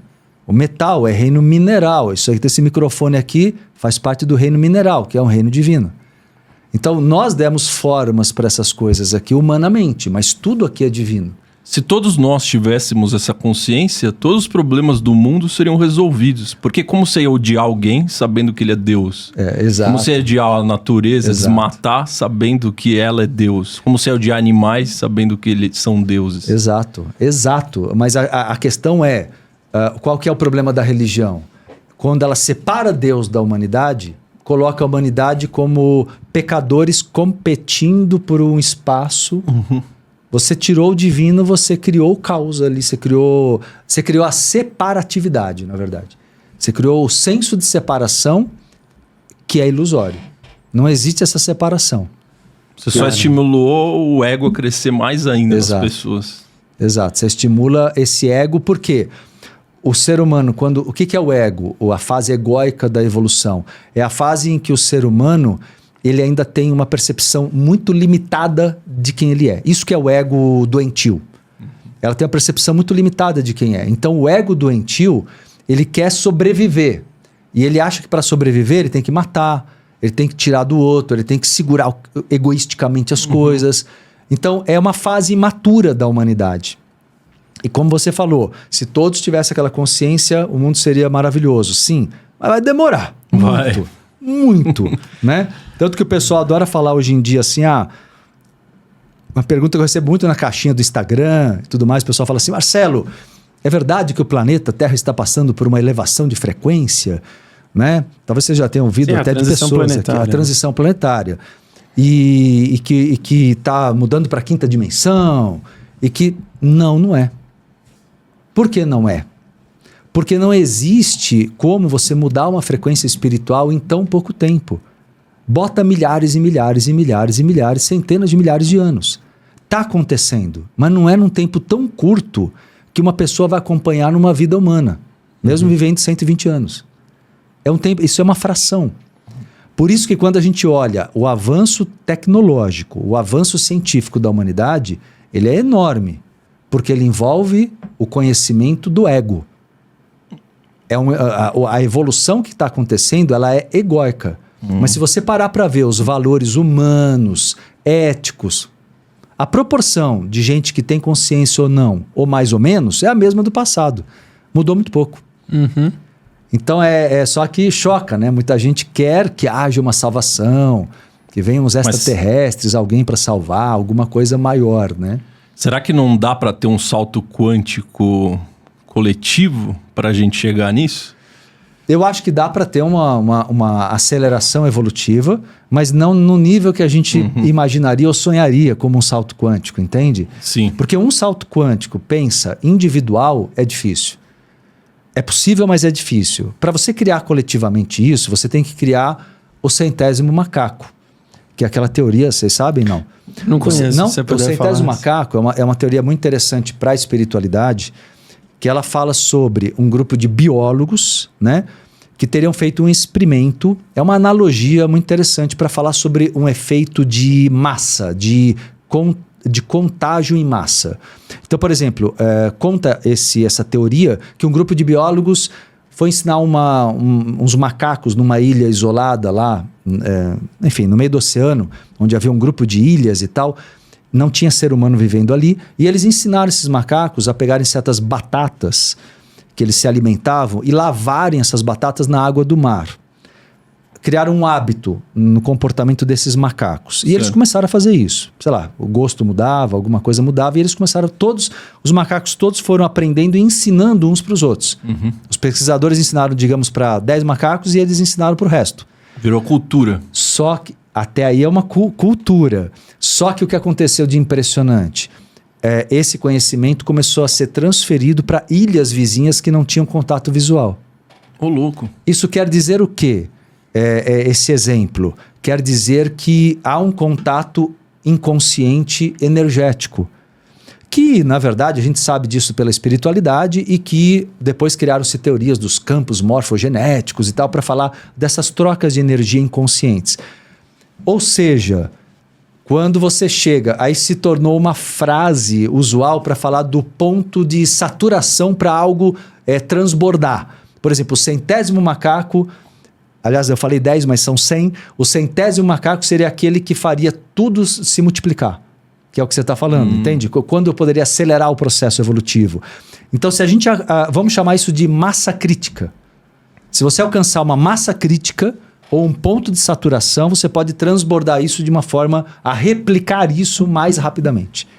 Mas mesmo assim, evolução é uma coisa muito profunda, que não adianta ser de fora para dentro, tem que ser uma coisa mais na alma mesmo, né? Então teria que criar um gatilho positivo na humanidade, entendeu? Sim, bem complexo. Não é impossível, que mas ninguém quer complexo. criar, né? Que é exatamente o contrário que a gente vê, né? Não é interessante para a maioria. Isso é um último ponto aqui. Quem criou a igreja, de fato, né? Que as doutrinas dizem que é Jesus e tal, mas divide o que falamos na outra live, de fato não é, né? Eles tinham noção desse problemão que eles estavam criando ou eles só era uma questão política?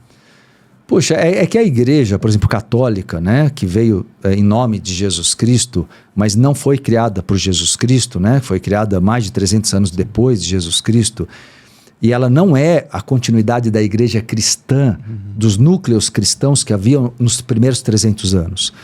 A Igreja Católica, ela reproduz, não podemos nem colocar ela só, porque ela já reproduz o modelo do judaísmo, em grande parte, de outras religiões anteriores.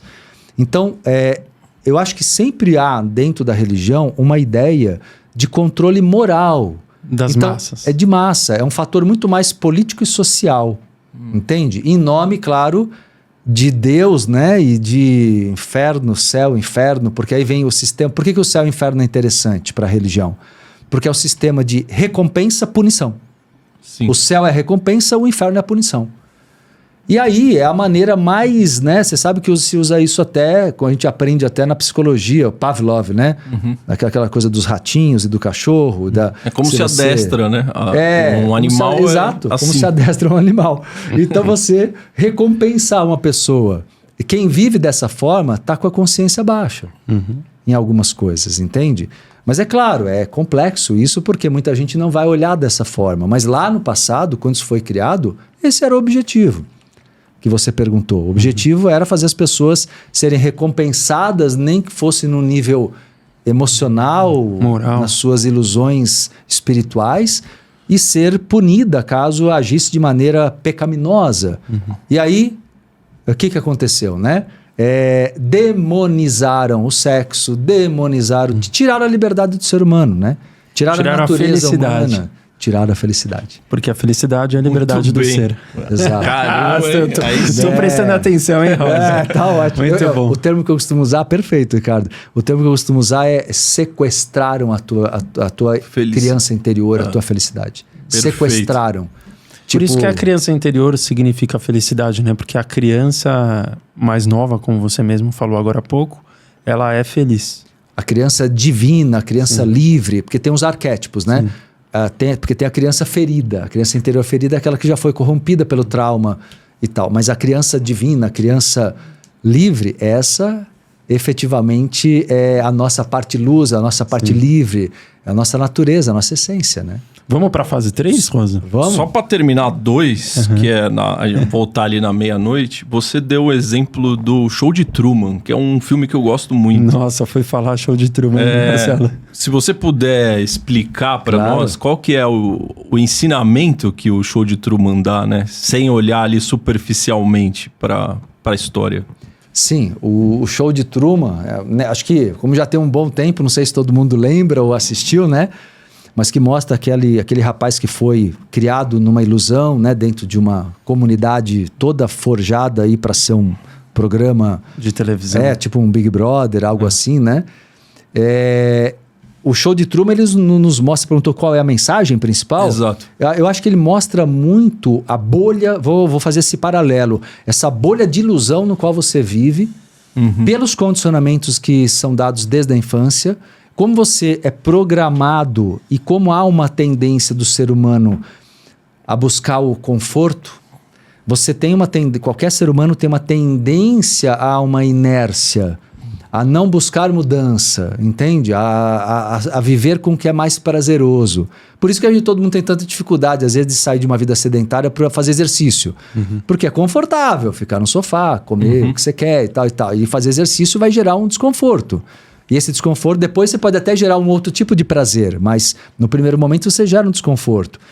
E é o que mostra. Eu acho que o grande questionamento do Show de Truman é falar, olha, você está vivendo numa matrix humana. O Show de Truman eu vejo muito assim, ele como uma representação da matrix humana, que é o quê? É a matriz do pensar egóico, da visão limitante, da visão competitiva, da visão da escassez, do sofrimento necessário que a religião planta. Como a gente pode dizer então que a história toda dele no filme todo é como se ele estivesse passando pela noite escura da alma dele, pelas todas as fases, até a parte que ele se liberta. Quando ele começa a entender. No começo não. Que ele, no começo do filme ele tá achando muito bom. Ele tá apegado a uma esposa que não ama ele, que é só uma atriz. Exato. E ele vai se desconectando de tudo isso. Perfeito. Ele enfrenta os medos dele internos, né? Ele tem medo de água e tal, ele tem que passar por isso. Perfeito. Ele vai passar... num dado momento, quando ele começa a perceber que estão mentindo para ele, que ele está vivendo lá, ele não está feliz. E ele quer ir além, é a hora que ele entra na noite escura da alma. Você deu um significado aí, hein, Rosa? Sensacional. Muito bom. Vamos para a fase 3, então? Vamos para a fase 3. Depois da meia-noite, para quem está acompanhando aí. Tem que tá chegar incrível. essa fase 3, não é possível, tem que né? chegar. Tem que chegar a fase 3. A fase 3 é chamada de aurora. Opa, muito bom. Aurora. E traz uma imagem mental muito interessante, porque sabe quando você todo mundo já passou uma noite meio febril, ou meio desconfortável porque estava com febre, ou dormindo meio mal, e de repente parece que aquele comecinho do clareado do dia dá um alívio, você abre a janela, vem uma brisa fresca, e parece que ali dá até um sono de novo que você quer relaxar, parece que passou aquele momento difícil da noite. A febre baixou, entendeu? Então, na verdade, a aurora é literalmente o começo da luz. É o momento que o sol ainda nem surgiu, é o final da madrugada, a luz começa a clarear o azul do céu, ainda com estrelas e tal. E é o momento que representa a nova vida. É o momento que você fala, agora eu estou começando a enxergar que eu posso renascer.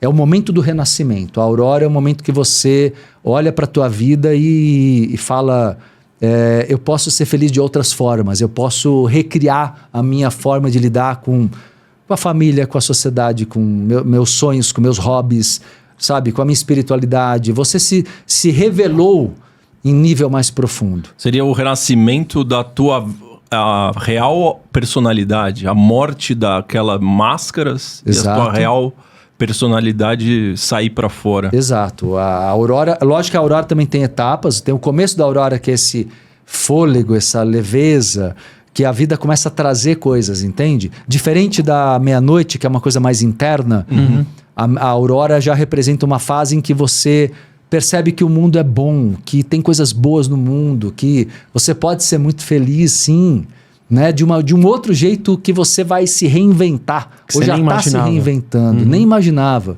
Então, na verdade, a aurora é o momento que você começa e precisa ser muito determinado na sua nova maneira de ser. Porque não é que vai ser fácil. Vai também exigir entrega, confiança, vai exigir de você... Coragem, vai exigir coragem, mas é um novo mundo riquíssimo de possibilidades, de exercício de dons e talentos que você tinha bloqueado, que você abriu mão por muitos anos, nem lembrava mais, né? Então vai dando mesmo um tesão de viver, uma vontade de viver de novo, espiritualidade perto, autoconhecimento mais profundo, você começa a amadurecer de verdade, idealmente, né? Numa aurora bem trabalhada, né? É por isso que é tão importante, volto a dizer, o autoconhecimento, o lado espiritual, os dois, o emocional e o espiritual, que é o que eu chamo de inteligência emocional com inteligência espiritual. Uhum. Essas duas inteligências têm que casar idealmente para que as pessoas vivam uma aurora saudável, uma aurora que traga a nova vida de verdade que todo mundo busca. A simbólica Canaã que eu falei dos judeus, né? É o novo tempo, é o novo momento de cada um. Eu posso dizer que essa fase é a fase que a pessoa se iluminou? Quando ele chega na... Não uma iluminação seria no nível, quarta fase, né? a iluminação? Não deixa de ser uma iluminação, você tem toda a razão. Mas é uma iluminação proporcional ao grau de consciência dela. Né? Certo. A gente não pode colocar como uma iluminação de um Buda, não é isso. Mas isso é real, porque eu costumo muito dizer que quando as pessoas falam, por exemplo, em ascensão, que é um conceito semelhante, evolutivo, com iluminação... as pessoas não têm um dado momento que fala, puxa, ascensionou. Não, a ascensão é um processo. Todo mundo está ascensionando. Todos nós aqui. Gradualmente, cada um na sua experiência, no seu caminho, no seu tempo. Mas está todo mundo em ascensão. Então, na verdade, a ascensão é contínua. Às vezes você paralisa, dá uma brecada, às vezes você acelera. O teu processo ascensional equivale à iluminação. Você está se iluminando gradualmente. Dá para acelerar. E dá também para bloquear. Vai depender das suas escolhas. Dá para entrar numa coisa chamada de... Falando de espiritualidade, só abrindo um parênteses, chave colchete, dá para você entrar numa coisa chamada de bolsão de vidas passadas, bolsão do passado, kármico. O que é o bolsão? Imagina que você está evoluindo, né? Você está evoluindo, numa linha ascendente. Aí acontece algum trauma, algum gatilho, que você desvia essa linha e cria um desenho como se fosse um bolsão, entendeu? E você tem que voltar para o mesmo ponto para continuar. Esse bolsão é um desvio encarnatório. E a pessoa chegar na aurora não tira dela o risco do bolsão. Porque ela pode ser gatilhada de novo se ela não se estruturar bem. Era exatamente isso que eu ia perguntar, se dava para voltar de fase. Dá para voltar de fase. Seria um bolsão? Seria um bolsão. Não vou dizer para você que a pessoa perdeu o que ela conquistou. Não. Aquilo que ela amadureceu tá nela. Mas ela pode estar gatilhada por medos, por, sabe, os pontos mais temerosos da personalidade dela, da vida dela, do inconsciente dela, podem fazer ela de repente entrar tentar pegar alguém como muleta psicológica, começar a ficar dependente de novo, ou ficar muito paralisada de medo dentro de uma situação profissional e não saber o que faz por muito tempo. E aí vem o sofrimento, vem toda a obsessão espiritual, ela parte de uma coisa chamada de auto-obsessão, que é um padrão mental e emocional negativo. Então, a auto-obsessão, aliás, é uma ordem, né? Isso eu falo sempre quando eu explico sobre obsessão espiritual. Você tem a auto-obsessão, que é psicológica, ela atrai a obsessão energética e espiritual e, por último, ela atrai a obsessão material, que é quando você tem problemas financeiros, brigas, doenças, coisas que acontecem no mundo físico. Então, se ela não tomar cuidado, ela pode entrar num período ruim de novo. Você não acha que, na verdade, essa ascensão, ela é a junção de vários momentos desse? Porque em determinado momento da nossa vida, com determinada coisa que a gente quer mudar, por exemplo, você partilha dessas fases. Mas a ascensão, como ela é um processo, né, que vai durar talvez a nossa vida inteira, muitas vidas. Isso, você vai estar sempre voltando, né? Sim. Então você vai, melhora, daí volta para melhorar outra coisa. Você vai dando voltas, mas sempre prumado para porque você vai... Na mesma direção. Você vai até um certo ponto que você entende que é o que você consegue naquele momento. Uhum. As pessoas não fazem o que elas querem, elas fazem o que elas conseguem. Né? Conscientemente do nível de consciência dela, certo? É do nível de consciência dela. Então não dá para você exigir que a pessoa alcance um grau consciencial que não está no tempo dela. E aí ela vai fazer o quê? Que é o que a vida, né? A vida é diversificada. Então você alcançou um grau de iluminação num certo ponto, é o teu limite naquele momento, você passa para outra lição. Mas aquilo tem continuidade. É meio igual à escola mesmo, né? Quer dizer, você aprende matemática até um nível, depois você pode ir para um nível maior. Não tem fim isso aí. Exatamente. Então, na verdade, você pode sempre ir para níveis mais avançados na sua experiência evolutiva. Só que vai depender, né, de você ter disciplina na evolução também. O que quer dizer isso? É olhar para as coisas que estão ainda pendentes e falar, não vou esperar dar tudo errado, não. Eu vou me adiantar. Isso é uma sacada muito legal na espiritualidade que eu vejo quando as pessoas entendem. A maioria das pessoas só pensa em evoluir porque entra nesse processo de dor, de sofrimento. Quando, ao passar pela primeira vez pela metanoia e pela noite escura da alma, é preciso aprender a se adiantar. Esse é um conselho que eu dou para as pessoas. Estudem a espiritualidade a si mesmos e se adiantem. Observa, analisa o que na tua vida está ali como muleta, como máscara. Não vai dar em coisa boa. Vai chegar um momento que o negócio não vai dar bom, não. Você vai cair no deserto. Você vai cair de novo. Então, por que esperar isso acontecer? Por que esperar o colapso, esperar o caos? Seja proativo. Comece. Use o caos a seu favor. Pega a energia do caos e fala, vou destruir essa situação aqui, conscientemente, porque ela não é verdadeira. É uma ilusão. É uma ilusão. E aí, a gente falou da 3, que é a aurora. Mas se a gente seguir em frente, a 3, a aurora está nascendo o sol. Eu consigo chegar na iluminação, que eu acredito que seja ao meio-dia?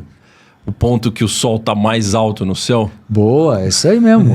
Boa. Tá o meio-dia seria um ponto máximo, auge, né? Seria o auge da luz, né? Mas é relativa ao teu grau de consciência, como eu falei. Não é que você vai saltar de todo esse sofrimento kármico para um grau de libertação absoluta, né? Mas você só se estiver já num patamar evolutivo muito alto. Mas sim, a ideia é que você viva a partir daí um processo de se estabelecer num novo estilo de vida, novas egrégoras, e viva uma experiência ali riquíssima, que pode durar a encarnação toda. Mas pelo que eu tô sentindo um pouco das entrelinhas do que você tá falando, para você essa iluminação talvez ela não seja para todo mundo na vida de hoje. Ah, sim. Não, eu não acho que ela acontece de um certo nível de aprisionamento.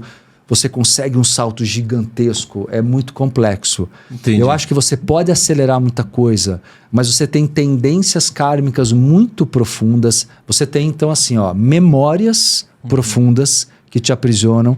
Você tem acúmulo de energia que você criou e cristalizou. Você tem que desgastar isso aí. Não é sofrimento, tá? Eu discordo da visão kardecista. Não é que você tem que desgastar sofrendo, nunca. Mas você tem que trabalhar para desconstruir isso. Pensa assim. Pensa da seguinte maneira. Vamos supor que por vidas e vidas e vidas, você construiu muita energia negativa em vários sentidos para você e para os outros. Certo. Se você só se ilumina, o que você faz com todo o lixo energético que você produziu, digamos? Existe a necessidade de você inevitavelmente vai querer estar em contato com aquilo para poder purificar as consequências dos teus atos. Repito, sem sofrer. É com inteligência. Não é com sofrimento.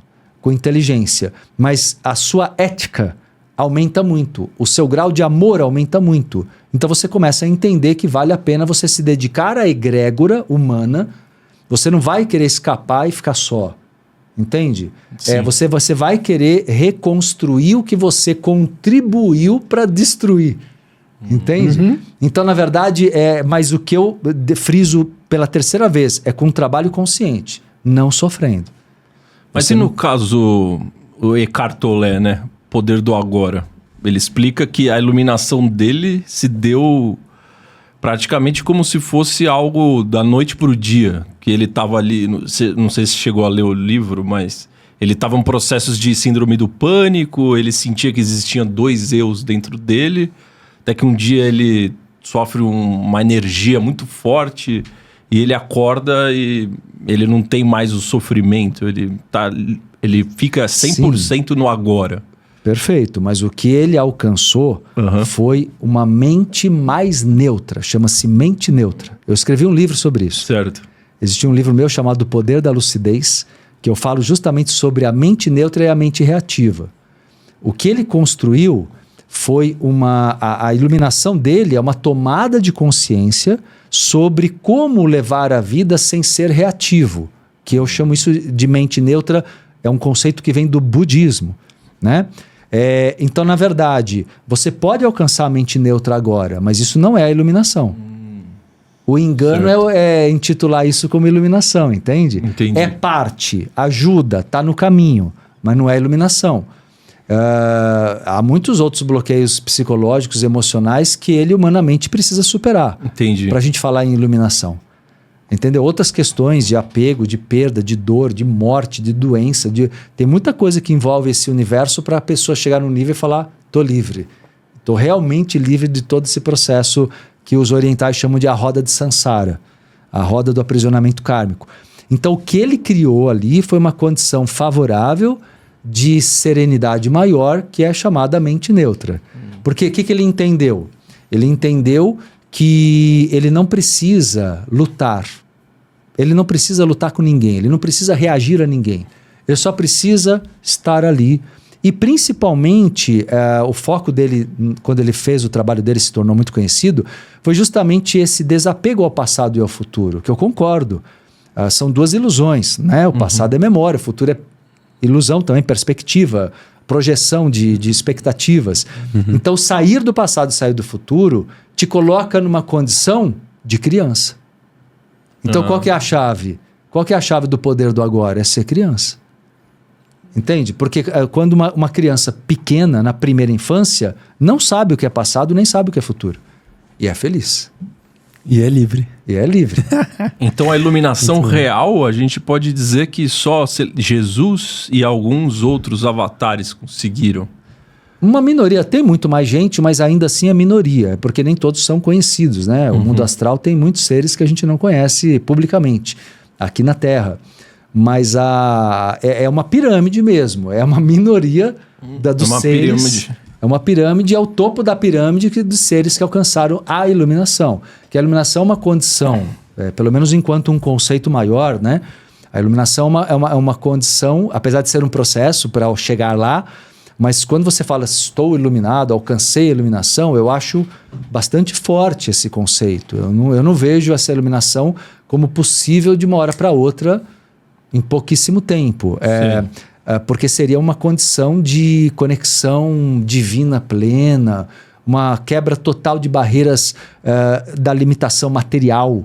Você já seria um ser interdimensional pleno.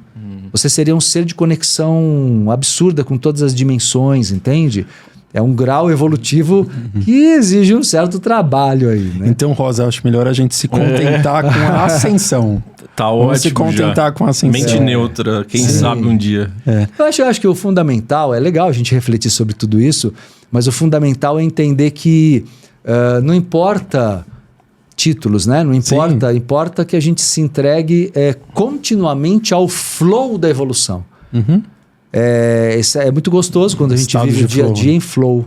O flow da evolução. Evoluir é bom. Então, superar desafio é bom. Internos e externos, né? Desafios internos e externos. Eu acho que isso é fundamental para você alcançar o meio-dia da sua outra fase, do outro ciclo de vida com felicidade, para você superar o teu deserto pessoal, né? E você acaba se tornando, uma coisa muito legal do deserto é que quando você supera ele, você se torna um modelo natural para muita gente que está vivendo isso e começa a ver em você uma fonte de inspiração. Não, você não precisa nem obrigatoriamente trabalhar com espiritualidade, nada disso, mas você se torna na sua vida, um exemplo, todo mundo. Um exemplo. Um exemplo, né? Nossa, que aula, hein? Aula. Adorei da forma como a gente construiu esse episódio, porque o tema era deserto pessoal, né? e as 3 fases da noite escura, mas ao invés de simplesmente falar aí para vocês que estão assistindo a gente as 3 fases e só explicar, a gente foi adentrando em todos os temas possíveis. Acho que nunca fizeram, né, um podcast 1h30, 2 horas aqui de Noite Escura da Alma. Poxa, tão aprofundado. E é fascinante. Que bom, que bom. Nossa, fico feliz. Genial, assim, Marcelo. Agradeço. Se deu para contribuir, fico feliz, porque eu sei que é um tema que ajuda muita gente. Vocês vão ajudar muita gente com essa aula que eu procurei ajudar a dar aqui, porque realmente as pessoas vivem isso e não sabem. Isso dá uma paz interior, você falar... Cara, tem um caminho aqui de mudança. Exatamente. E tem ferramentas, entendeu? Não tô sozinho. Não tô sozinho. E também, ao mesmo tempo, tem que ter autorresponsabilidade. Também não foge, não. Não adianta fugir, não adianta, sabe, usar muletas, máscaras, e isso tudo só vai retardar o processo. Então, que bom, acho que está sendo bastante importante. Espero que ajude muita gente. Sim, o próximo, ó, viu? Tava anotado aqui para entrar, mas... não coube, né? Gostaríamos muito de falar com você sobre o vício da dúvida. Também é um conteúdo muito legal que você tem lá no seu YouTube. Fica para a parte 3. Vambora. Inclusive, se vocês gostaram da live aí, acessem aí na descrição do vídeo, tem as formas de contatar o Marcelo. Tem, assim, inúmeros cursos, mas também tem todo o conteúdo gratuito dele no TikTok, Instagram e também no canal do YouTube, no Ecotrim Podcast. Sim, né? Eu tenho um podcast Conta pro pessoal, diário. De segunda a sexta, meio-dia, horário de Brasília, né? Eu tenho o Ecotrincast, meu podcast, com temas diversos sobre metafísica da prosperidade, espiritualidade, autoconhecimento, cura emocional. Tem muito conteúdo no meu canal do YouTube, o Marcelo Cotrim, para quem queira saber, mas tem muito vídeo lá mesmo, para quem queira se aprofundar. É um material gratuito. 2.500 vídeos, eu vi. 2.500 já? Olha só, só 2.500 vídeos, né? Tem muito material. Então, independente dos cursos, que tem também valores muito justos do meu trabalho, mas tem muita coisa acessível, gratuita para todo mundo. Dá para acompanhar no Spotify o Ecotrim. É legal o pessoal acompanhar no Spotify o Ecotrincast. E o Instagram, né? @Marcelo Cotrim Oficial, é onde a gente conversa todo dia nos stories, na caixinha. É muito bom. A gente acompanha lá. Que bom. E também assistam, se vocês curtiram bastante, o episódio número 88. 6 meses atrás aqui. O Marcelo veio, foi um sucesso. A gente falou bastante sobre o ocultismo, né? Foi sobre Jesus Cristo, né? Lei da atração, muito bom. Uma outra visão de entender os ensinamentos de Jesus. Para ajudar o Lean, dá um like, se inscreve no canal, né? Que a gente está crescendo bastante. Quem quiser ajudar mais um pouquinho, tem um Apoia-se aí embaixo na descrição do vídeo. E é isso, né? Exatamente. E a gente está muito feliz aí com todas as mensagens de amor que vocês têm mandado. Nossos Lean Lovers, né? Inclusive foi uma ouvinte nossa que deu esse nome aí, né? A gente chamava de Leaners, né? Mas acho que Lean Lovers é mais legal, né, Rosa? O ano do amor. Exatamente. Então a gente espera que vocês estejam começando um ano maravilhoso aí, 2025, e com mais um conteúdo aqui genial que foi no Lean Podcast. Marcelo Cotrim, muito obrigado. Valeu. Viu? Agradeço muito o carinho, a oportunidade, viu? Valeu. Agradeço mesmo. Parabéns de novo por todo o crescimento de vocês e um trabalho, né, que vocês também no podcast não deixa de ser aí um deserto a ser superado para a gente poder vencer, né? Total. Eu é uma ascensão isso tudo aqui. Que a gente conversou hoje vale até para a caminhada, né? Eu também passei por muita coisa na minha vida nesse sentido e é inspirador, né? E isso inspira muita gente. Então, total. Parabéns o Lean aí. Podcast pra gente, a gente sempre fala, né, Rosa? Ele é a nossa ascensão, porque toda semana aqui a nossa proposta é trazer autoconhecimento. Então a gente está sempre aprendendo, entendeu, Marcelo? Cada semana vem uma pessoa falar de uma coisa totalmente diferente, mas é incrível como todas se conectam, né? No fundo se conectam. Exato. Então, te permite, né, ver vários ângulos e várias formas de olhar, né, a evolução, a vida, né? Exatamente. Rico, é muito rico. muito obrigado e até a próxima, hein? Gratidão. Agradeço e voltaremos. A real, né? Exato. Gratidão real. Agradeço. Valeu, galera. Semana que vem teremos um episódio super especial também. Não vamos dar spoiler aqui, mas acompanhem a gente no nosso Instagram também, aqui no YouTube. Quinta que vem estamos de volta. Valeu. Valeu. Obrigado pela audiência. É nóis. Tamo junto. Valeu.